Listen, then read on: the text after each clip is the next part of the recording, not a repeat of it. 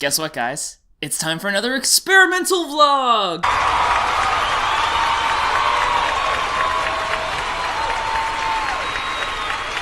Hello, Internet. This is Olin from What I'm Listening To.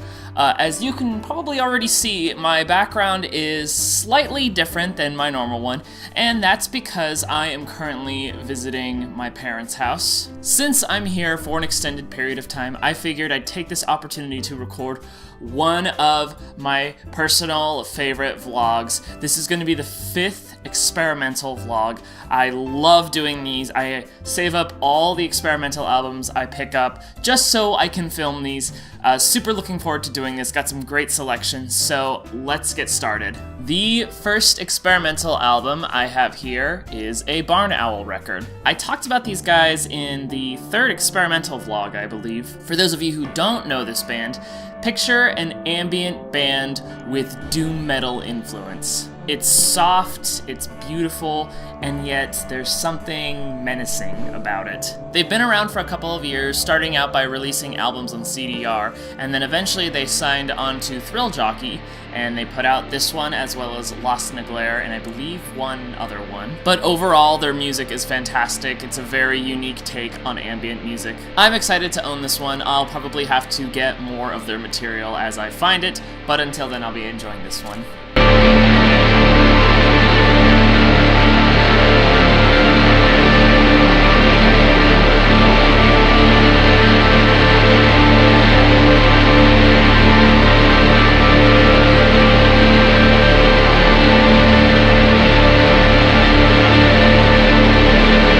The next album I have here, this is a group called Body Head. This is actually a duo between an experimental guitarist by the name of Bill Nace and Kim Gordon, who was in Sonic Youth. Both of them come together playing guitar, Kim also on vocals, making this really odd sounding noise rock that's actually very reminiscent of Sonic Youth's older material. The no-wave influence is very strong here, but they're also influenced by a lot of jazz guys like John Coltrane. And much like Kim Gordon's style, it's really cold and dark, and yet very cool. I'd been looking for this record for quite some time. I believe this is their only studio effort apart from a live album they put out. But ever since I heard this, I've been wanting to get a physical copy of it for a while, and I finally found it at Amoeba, so I grabbed it. Really rad band, released off the Matador label. They put out some great stuff too, but highly recommend checking out this one, especially if you're into Sonic Youth's old material.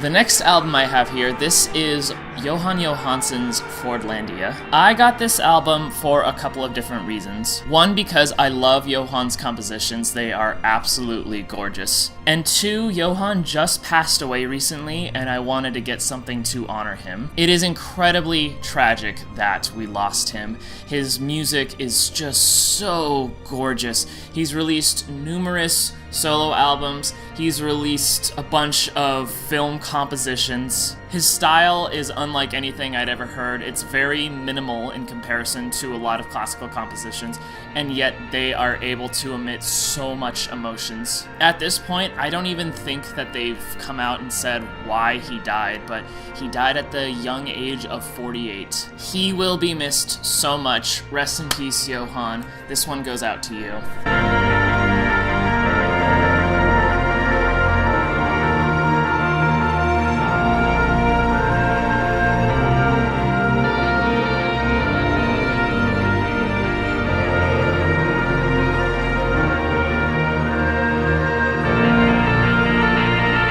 Staying on the classical side of things, the next album I have here is a collaboration between avant-garde sax player Colin Stetson and a violin player by the name of Sarah Neufeld. As I do with a lot of experimental records, I stumbled across this one just because I saw the cover and it interested me. Very ominous, silhouetted, stringy-looking tree. I had to check out what it was. And this is actually my first exposure to Colin Stetson. He has been around for a while. He's got quite the extensive discography, both solo stuff, projects he's been involved with, and even as a sideman in other people's material. But he came together with Sarah, who played violin in Arcade Fire, and made this really unique sounding ambient record. It's got plenty of jazz and folk influence, and it's very angular and complex, but still very calm and soothing. The first song off here reminds me of something out of the Hunger Games soundtrack. It's just very foggy and mysterious.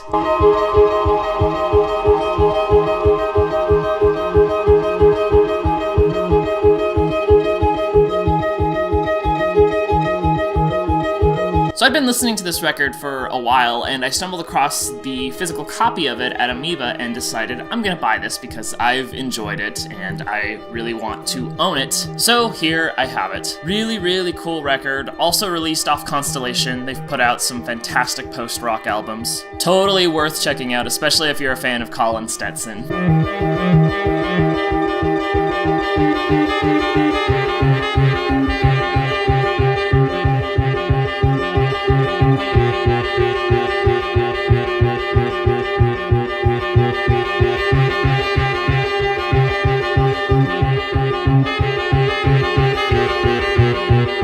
The next album I have here, this is a band called WILT. I very briefly mentioned them in a past vlog when I talked about Jack Rose. Jack Rose is a phenomenal blues, folk, country guitarist. His approach is very experimental sounding, very deeply rooted in country and blues, but his approach to things is just very complex and interesting sounding. Prior to him releasing a bunch of solo albums, he was in this band here. They are a drone band, but much like Jack's solo stuff, very rooted in blues music and raga music and country. So you have these songs that are about 30 minutes long with all these acoustic guitar treatments that sound like something out of a demented hillbilly movie.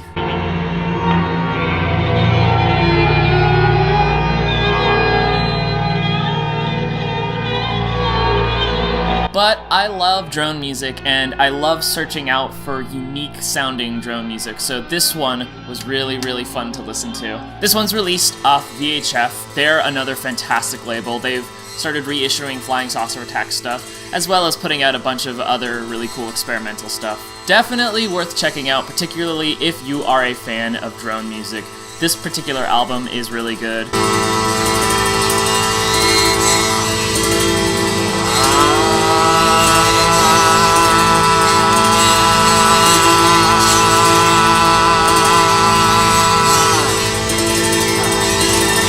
The next album comes from the Cranky selection.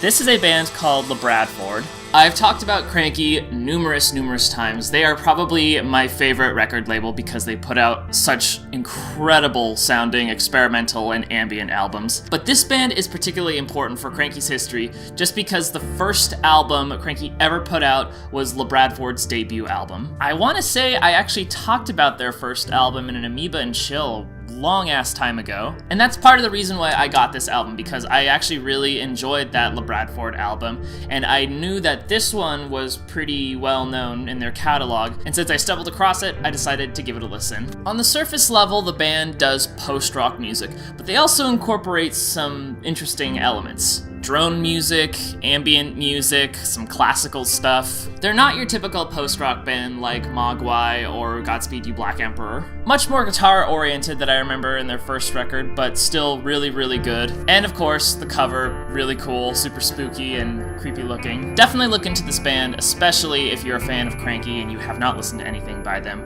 Very worth checking out.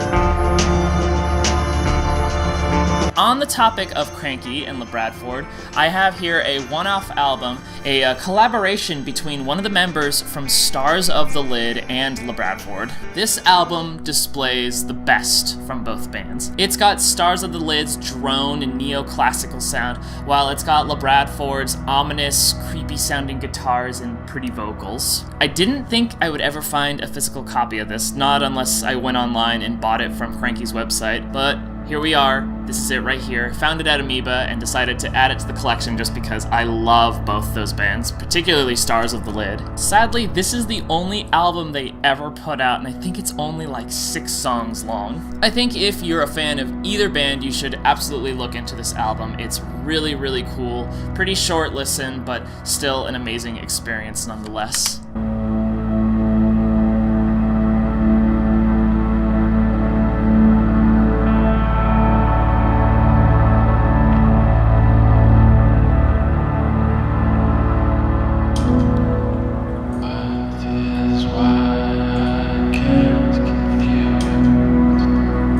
The next album I have here, this is sort of an impulse buy, but this is a band called White Winged Moth. Sometimes I go into the experimental section just to look at the album covers, and if I find an album with an interesting cover and not a lot of information on it, I'll get it just to see what it is. So I pretty much did that with this, but I had actually kind of heard about this band because they do a split with Flying Saucer Attack. Though I had not actually listened to any of the material on here. I just found this album, liked the cover, and it was only $2.99, so I thought, I'll give it a listen, why not? One of the things I like about this is how the album is packaged here. It's held together with this nifty little rubber band here. It's got a window peering into a picture of a city. And this album is so unknown that I actually had to input the titles of the songs and the information manually when importing it on iTunes. But what I heard off this was super interesting. It's really improvisational, kind of synthy at times, weird twangy sounding guitars. It definitely sounded like your typical experimental record, but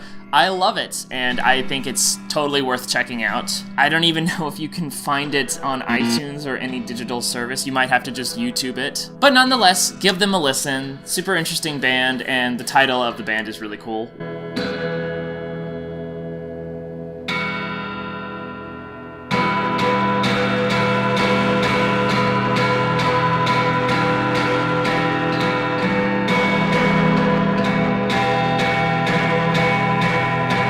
Next up, I have an album by a dude named Ben Frost. Ben's approach to music is very powerful and dramatic and almost industrial sounding. This album sounds like it could be the soundtrack to a sci-fi thriller film. He's worked with guys like One-O-Trix Point Never and Tim Hecker, whether that be collaborating with them or producing one of their records. But because he has quite a big discography, I just never really knew where the heck to start. Ultimately, I decided on this record, this one being the latest thing he's put out, for a few different reasons. One, because it's produced by Steve Albini, which I thought was a really interesting decision just because Steve typically does punk rock and garage rock records. So for him to do an industrial, electronic, experimental album was really, really fascinating. And two, I heard the song Eurydice's Heel, which I thought was really good and made me want to listen to the rest of this. After listening to this album, I feel more inclined to pick up whatever I can find by Ben because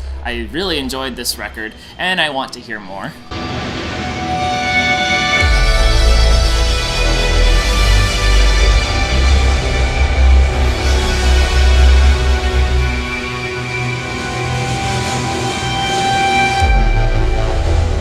On the topic of Tim Hecker, I have yet another collaboration album between Tim Hecker himself as well as One-O-Trix Point Never. I love both of these guys, and when I found out that they had made a collaboration record, I had to get it. Tim is very focused on ambience, but also can be glitchy at times, while One-O-Trix is also ambient, but his stuff sounds like it's a random sound collage of noises that he sews together in such a weird rhythmic pattern. So putting their styles together might sound a little odd, but it works perfectly. This album is actually technically a jam session album. They came together in a recording studio a couple times.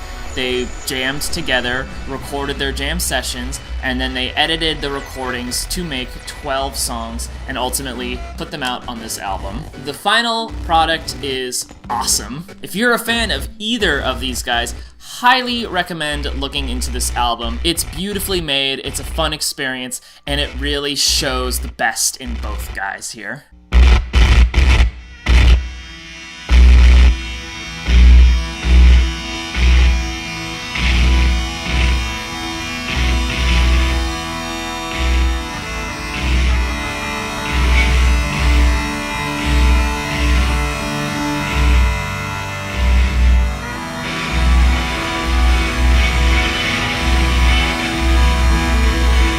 And staying on the topic of Oneohtrix Point Never, I have here 4 albums by him. The only album I had owned physically of his was actually a compilation album, a 3-disc compilation of his older material and some other stuff, but I never really owned any of his proper studio albums. I just had listened to them digitally. So to backtrack a little bit on how I found out about Oneohtrix Point Never, we'll start from the first album I ever heard, which was this one.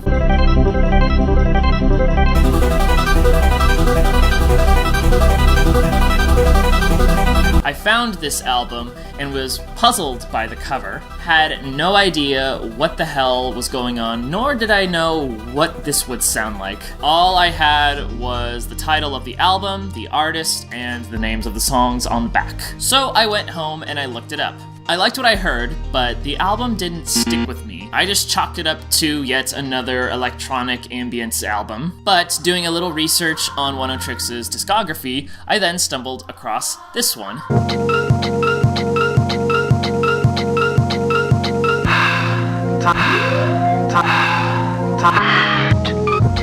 I immediately took a liking to it because of the cover, and like the last album, I had to know what it sounded like. It sounds a lot more different than R+7. As I said, his approach is much more focused on taking various snippets of sounds and weaving them together to make some odd rhythmic sound collage, and this one really displays that. And yet again, I liked what I heard, but it just didn't stick with me. So fast forward a couple of months later, I go back and I start re-listening to this one, and that's when I thought, okay, now I like this, and it clicked. So because of that, I went out and I bought this one, and just because I wanted to, I bought this one. This is his album Returnal.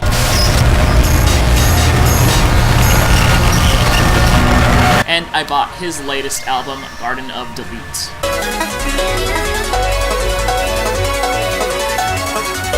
I think these 3 are his essentials. I call them the R series just because they're all album titles that start with the letter R. But this one is also good. By the time he released this, I think his popularity had increased, so it's a little more accessible sounding. Still very much him and very experimental, but it definitely has a more EDM style to it. If you have not listened to Oneohtrix Point Never, I highly recommend checking out his work. And if you don't know where to start, I'll just say, start with this one, go to Replica, and go to Returnal, and just go from there.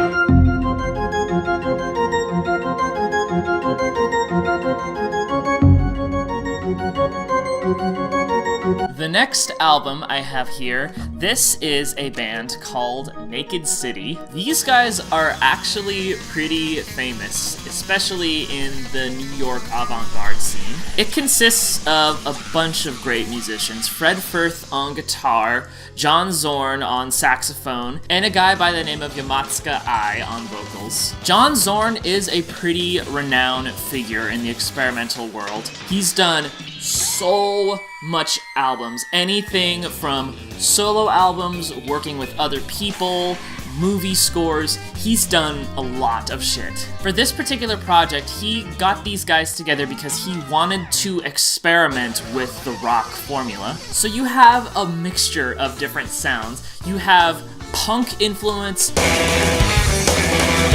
metal influence, grindcore influence, jazz.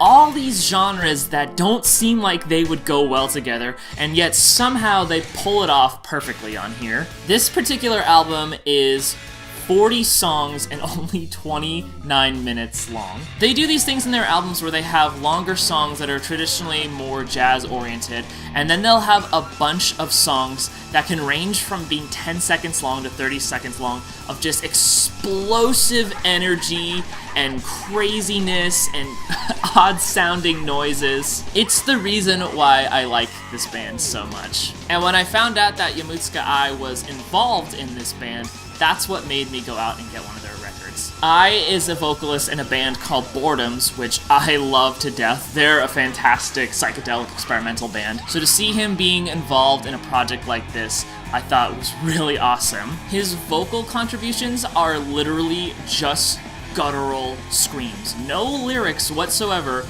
just screams, shouts, shrieks, all there for the sake of being noisy.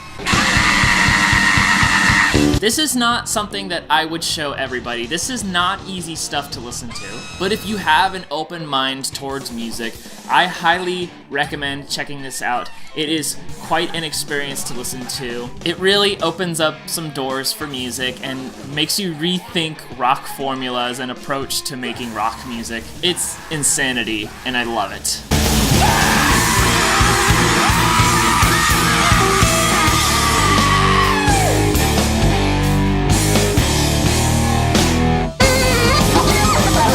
The last album I have here, I'm really excited to own. This is a project called Rainforest Spiritual Enslavement. A guy by the name of Dominic Furnau is behind this project. This is one of his many experimental projects he does. He's most known for his alias Prurient, which is a creepy industrial noise project that he does. I talked about Prurient in my spooky and creepy albums vlog, and when I was editing it, I was doing a little research on all the other stuff he's been involved with, and I stumbled across this alias, and I'm not entirely sure what made me listen to more of it, but once I started listening, I couldn't stop. It still sounds like something he would do with Prurient, noisy, drone, industrial sound, but he also incorporates these tribal themes, so there's these wooden sounding productions, there's ambience of rain falling, and just creates this spooky atmosphere that almost puts you in the middle of like an African forest. It's music unlike anything I'd ever heard. Sadly, a good majority of the material from this group is released only digitally or on cassette. And personally, I'm not a big fan of cassettes, so I didn't want to go out and get all the albums on cassette, so I bought the rest of the albums digitally. There are only 2 albums that were put out on the CD format, and this is one of them. This is the latest release they did. This is called Ambient Black Magic. I got it specifically because I wanted to own something of theirs on CD. This one isn't nearly as dark sounding as the previous stuff, but it's still very much them. Rainforest atmospheres, creepy percussion. Absolutely check this out, especially if you're a fan of Prurient, or even if you just want something new to listen to. Totally check out everything by these guys. They are fantastic, and I'm so thrilled to own this one.